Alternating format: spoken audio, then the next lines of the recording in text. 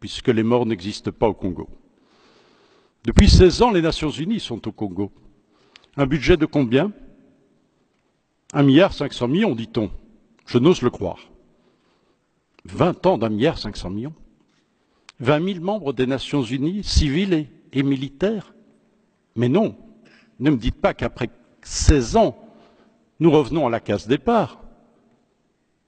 C'est invraisemblable. Et chaque fois, partout où nous nous sommes rendus avec Colette Brackmann, toujours le même cri des femmes. Pourquoi n'a-t-on pas poursuivi nos meurtriers?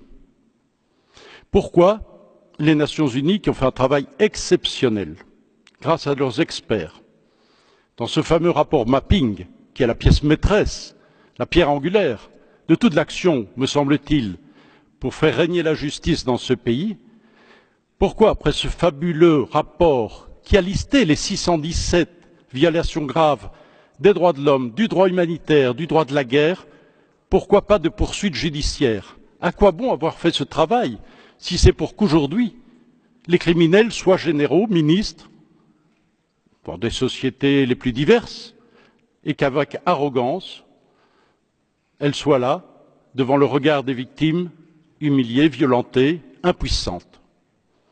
Pourquoi n'a-t-on pas donné une suite judiciaire à ce document? Les listes existent. Les listes ont été établies.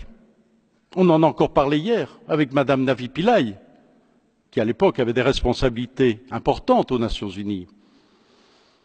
Pourquoi cette impunité? Pourquoi pas de justice internationale, pas de tribunal pénal international, pas de tribunaux spéciaux, pas aujourd'hui pour le moment de tribunaux mixtes comme ça a été le cas au Cambodge?